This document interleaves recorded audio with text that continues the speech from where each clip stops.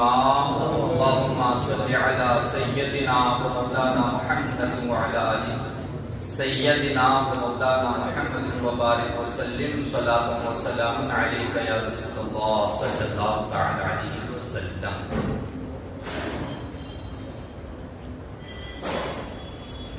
عقیقے کے بارے میں کل یا پرسوں بیان کیا گیا. ابھی کو نکاح کا چل رہا ہے. عقیقے کے تعلق سے چھوٹا سا سوال کر کے آگے بڑھتے ہیں. جس کے نام سے عقیقہ کیا جا رہا ہے کیا اس کا ہاتھ جانور کو لگانا ضروری ہے؟ ضروری ہے؟ ماشاءاللہ نہیں ہے. ریگولر سننے والوں کو پتا ہے کہ جس کے نام کا عقیقہ ہے اس کا ہاتھ جانور کو وہ لگانا، کیونکہ 90% لوگ ہم سے آگے سوال کرتے ہیں کہ اب فلاں کا عقیقہ ہے تو کیا کرنا، اس میں جانور کو ہاتھ لگانا کیا؟ تو ایسا کچھ بھی نہیں. جانور کو ہاتھ لگانا، جس کا عقیقہ ہے اس کا جانور کو ہاتھ لگنا ضروری نہیں ہے. اچھا، جس کا عقیقہ اس کو کیا کرنا پڑتا ہے؟ جس کا عقیقہ ہے، جس کے نام کا عقیقہ ہے، سمجھو ایک بچے کا عقیقہ ہے، اس کا جانور ذبح کرنا، اس کو کیا کرنا پڑتا ہے؟ بچہ اور جو بھی ہو اس کو کچھ بھی نہیں کرنا ہے. جس کا عقیقہ اس کو کچھ بھی نہیں کرنا ہے، جو کرنا ہے وہ ذبح کرنے والے کریں گے. یعنی جب جانور ذبح کیا جائے گا، جانور ذبح کرتے وقت میں دعا ہوتی ہے، اور دعا میں جس کے نام کا عقیقہ ہے اس کا نام لیا جاتا ہے، اس کا نام پڑھا جاتا ہے دعا میں، اس کا اس کے باپ کا نام. تو لہذا صرف دعا کے وقت میں، ذبح کرتے وقت میں اس کے نام سے دعا پڑھ کے جانور ذبح کر دیا جائے گا. باقی جس کا عقیقہ اس کے لیے کچھ نہیں. پر ہمیں بتایا تھا نا کہ عقیقہ پونا میں ہو رہا ہے، جس کا عقیقہ ہو رہا ہے وہ بمبئی میں ہے تب بھی چلتا ہے، کوئی مسئلہ نہیں. نکاح کے بارے میں، نکاح کا مقصد کیا ہونا چاہیے؟ یہ ایک تو ہم نے فرض بتایا تھا، نکاح کا فرض ہے کیا ہے، کچھ باتیں کل بھی بتائی گئی. نکاح کا مقصد کیا ہونا چاہیے؟ دیکھیے، نکاح کا مقصد اپنے ایمان کی حفاظت ہو، گناہ سے اپنے آپ کو بچانا، ایمان کی حفاظت، اور اللہ کے رسول ہمارے پیارے نبی صلی اللہ تعالی علیہ وسلم کی سنت پر عمل کی نیت ہو، نیک نیت ہو نکاح میں. اگر کسی نے صرف اس لیے نکاح کیا کہ یعنی ایسی عورت چنی جو مالدار ہے، تو اس نے سوچا مالدار عورت سے نکاح کرتا تو مالدار ہو جاؤں گا، یا عزت دار عورت سے نکاح کروں گا تو میری عزت بڑھ جائے گی، حسب والی نکاح کروں گا تو میرا رتبہ بڑھ جائے گا. تو اس طرح سے اس نیت میں برکت نہیں ہے. اس نیت میں برکت ہے جس کا مقصد نکاح کا دین ہو. دین یعنی کہ اپنے آپ کو گناہ سے بچانا، یہ نیت ہو، اور سنت کی نیت ہو. اس نکاح میں اس کے لیے برکت ہوگی. اور ایک سرکار دو عالم صلی اللہ تعالی علیہ وسلم کی حدیث مبارکہ ہے نکاح کے تعلق سے کہ کون سا نکاح سب سے زیادہ برکت والا ہے. حضور کے یہ حدیث ایک دیکھیے، یعنی بہت کچھ اس حدیث کے الفاظ میں یوں سمجھے کہ بہت کچھ حضور نے سکھا دیا. حضور ارشاد فرماتے ہیں سب سے زیادہ برکت والا نکاح کون سا ہے، اور صحیح حدیث ہے یہ، حضور کی صحیح حدیث.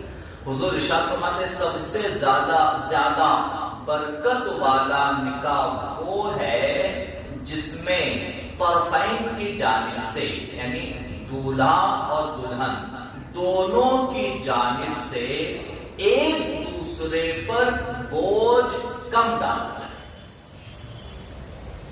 اس طرح سے حضور ارشاد فرماتے ہیں کہ طرفین کی جانب سے، دونوں کی جانب سے، ایک دوسرے کی جانب سے دونوں پر، طرفین پر بوجھ کم ڈالا جائے، کم خرچ کیا جائے. جس پہ کم خرچ کیا جاتا ہے وہ نکاح میں حضور ارشاد فرماتے ہیں برکت ہے. ہم سمجھتے ہیں کہ بہت بڑی شادی کریں گے تو اس کا ہم کو فائدہ ہوگا، یہ نہیں. اس میں دنیا خوش ہو جائے گی، ہو سکتا ہے 1000 مہمان بولا 1000 مہمان خوش ہو کے جائیں گے، الگ الگ طرح سے آئٹم کھائیں گے تو وہ خوش ہو کے جائیں گے، مگر وہ بھی آئٹم لگا کے جائیں گے، تعریف کرنے والے ہیں نہیں۔ کم جس میں خرچ کیا جائے، اصل میں زیادہ خرچ والی شادی میں ہو سکتا ہے کہ آنے والے کھانے والے تعریف کر کے چلے جائیں، وہ راضی ہو جائیں، مگر جس نکاح میں خرچہ کم ہوتا ہے اس میں اللہ اس کے رسول راضی ہوتے ہیں۔ تو ایسا ہی نکاح کیا جائے جس میں خرچ کم، طرفین پر زیادہ بوجھ نہ ڈالا جائے۔ حضور نے یہ ارشاد فرمایا کہ طرفین پر یعنی ایک دوسرے پر بوجھ جس میں کم ڈالا گیا اس نکاح میں برکت ہے۔ ہمارے یہاں چاہیے کہ ہم سوچیں سامنے والے کو کہ ہم کم سے کم خرچ کریں۔ اور آتے ہیں نکاح کے گواہ اور نکاح کے طریقے پر آتے ہیں کہ نکاح کا طریقہ اصل میں کیا ہے، کس طرح سے نکاح ہے۔ نکاح میں 2-3 باتیں اول تو ہونی چاہیے، یعنی مستحب کیا ہے نکاح میں۔ نکاح میں مستحب یہ ہے کہ اعلانیہ نکاح ہو، یعنی کہ اعلانیہ طور کھلے عام پر، جس کو چھپ کر نکاح نہیں کیا جائے، کھلے عام کیا جائے، اعلانیہ طور پہ نکاح کیا جائے، یہ مستحب ہے۔ ضروریات اس کے بعد ہم بیان کریں گے، پہلے مستحب ہے، بہتر ہے۔ بہتر کیا ہے کہ اعلانیہ نکاح ہو۔ دوسرا مستحب یہ ہے کہ نکاح سے پہلے خطبہ پڑھا جائے۔ تیسرا مستحب عمل یہ ہے کہ مسجد میں نکاح ہو، یہ مستحب ہے۔ چوتھا مستحب یہ ہے کہ جمعہ کے دن نکاح ہو، یہ چوتھا مستحب ہے۔ اور 5واں مستحب یہ ہے کہ جن کو گواہ بنایا جائے وہ باشرع ہو، باشرع نمازی لوگوں کو اس میں گواہ بنایا جائے۔ 2-3 باتیں اس میں اور دوسری بھی ہے گواہ کے تعلق سے، جو گواہ کا بیان تھوڑا سا لمبا ہے نا، اس میں انشاءاللہ اور آگے بیان کیے جائیں گے۔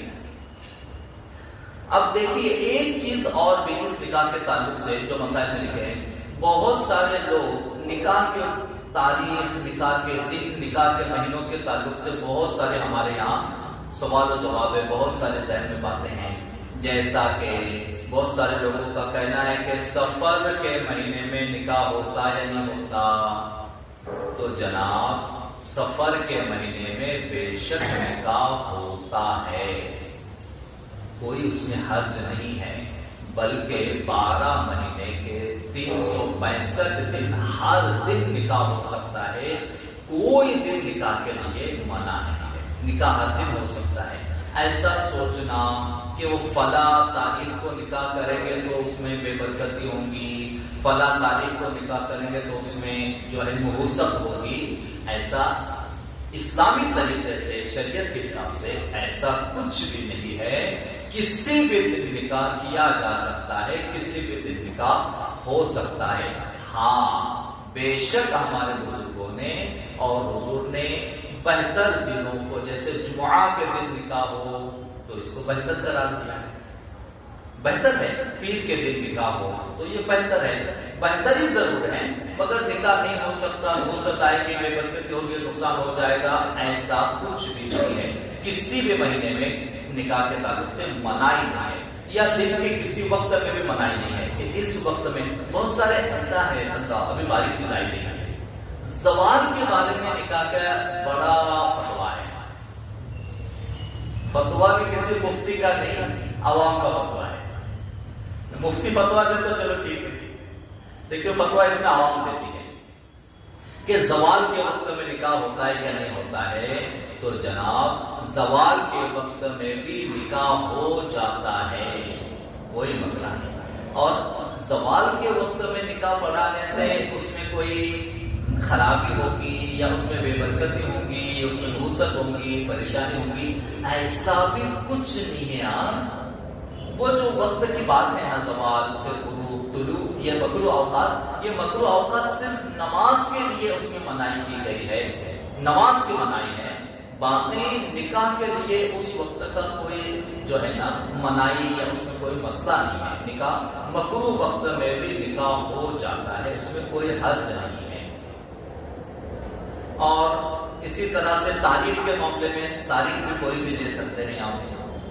نکاح کے جو طریقہ ہے نکاح کا، اس میں گواہ جو کہ اب بہت سارے جس میں بھی نکاح میں آپ گئے ہوں گے، آپ دیکھتے ہیں کہ گواہ ہوتے ہیں، وکیل ہوتے ہیں. تو نکاح کا صحیح طریقہ کیا ہے، نکاح ضروری کیا ہے نکاح میں، وہ انشاءاللہ بھی عرض کرتے ہیں. نکاح میں ضروری ہے، اب اس پہ غور سے دھیان سے سنیں اور اس کو ہمیشہ، پہلی چیز عورت لڑکی اپنی طرف سے نکاح کی اجازت دینا اس کو بولتے ہیں نا کہ ہاں، اور اپنے باپ کے سامنے یا وکیل کے سامنے. نکاح کے ٹائم پہ ایک وکیل بنایا جاتا ہے، وکیل بنائے. وکیل کس لیے ہوتا ہے؟ وکیل صرف لڑکی کی جانب سے ہوتا ہے. اور لڑکی کی جانب سے وکیل کیوں ہوتا ہے؟ کہ اس وکیل یعنی اس کا جو سرپرست مانا جائے گا، باپ ہو یا اس کے گھر کا بڑا ہو وکیل، اس کی سرپرستی میں لڑکی اجازت دے کہ اس نکاح کو میری اجازت ہے. تو سب سے پہلے ضروری چیز کیا ہو گئی؟ گواہوں کے سامنے یا وکیل کے سامنے لڑکی کی اجازت، یہ پہلی چیز ضروری ہے. اور دوسری چیز، اب یہ اجازت میں مہر بھی آ گیا، اور دوسری چیز انہی گواہوں کے سامنے لڑکے کا اس کو قبول کرنا. یہی دو چیزیں نکاح میں ضروری ہے، اس کے علاوہ اور کوئی چیز نکاح میں ضروری نہیں ہے. جس وکیل کی اجازت میں، جس وکیل کے سامنے، وکیل کا مسئلہ ایسا ہے کہ لڑکی اپنا سرپرست کسی کو بنائے کہ میں اپنے بڑے کو اپنا سرپرست بناتی ہوں، اس کو اپنا وکیل بناتی ہوں، اور میرے فیصلے کو ان پہ چھوڑتی ہوں. وکیل کا معنی یہ ہوتا ہے کہ جو میرا فیصلہ ہے میں ان پہ چھوڑتی ہوں، میں ان کو اجازت دیتی ہوں. تو لہٰذا وکیل کے اور گواہان، دو گواہ ہونے ضروری ہے. ایک وکیل ہو جس کے سامنے دولت اجازت دے کہ ان کی وکالت میں یہ میرے سرپرست ہے، ان کی سرپرستی میں میری نکاح کو میری طرف سے اجازت ہے، اور اس کی اجازت کے دو گواہ. تو یہی دو گواہوں کے سامنے دولہا اسے قبول کر لے، دلہن کی طرف سے اجازت مل گئی. اب دولہا کہے کہ ہاں میں نے بھی اس کو قبول کر لیا، بس یہ کہنے سے نکاح ہو جاتا ہے. اور دلہن اجازت کیسے دے؟ دلہن مہر کے عوض میں اجازت دے، یعنی تمہارا مہر کتنا طے کیا جائے، دلہن کا مہر طے کیا جائے، اور دلہن کا مہر طے کر کے ان سے اجازت دی جائے، اور دلہا اسے قبول کر لے، بس نکاح ہو گیا. اس کے علاوہ نکاح میں اور کوئی دوسری چیز ضروری نہیں ہے. 11 منٹ سے زیادہ ہو گیا. ان اللہ و ملائکتہ یصلون علی النبی یا ایھا الذین آمنوا صلوا علیہ وسلموا تسلیما. اللهم صل علی سیدنا و مولانا محمد وعلی آل سیدنا و مولانا محمد وبارک وسلم. سبحان ربک رب العزة عما یصفون وسلام علی المرسلین والحمد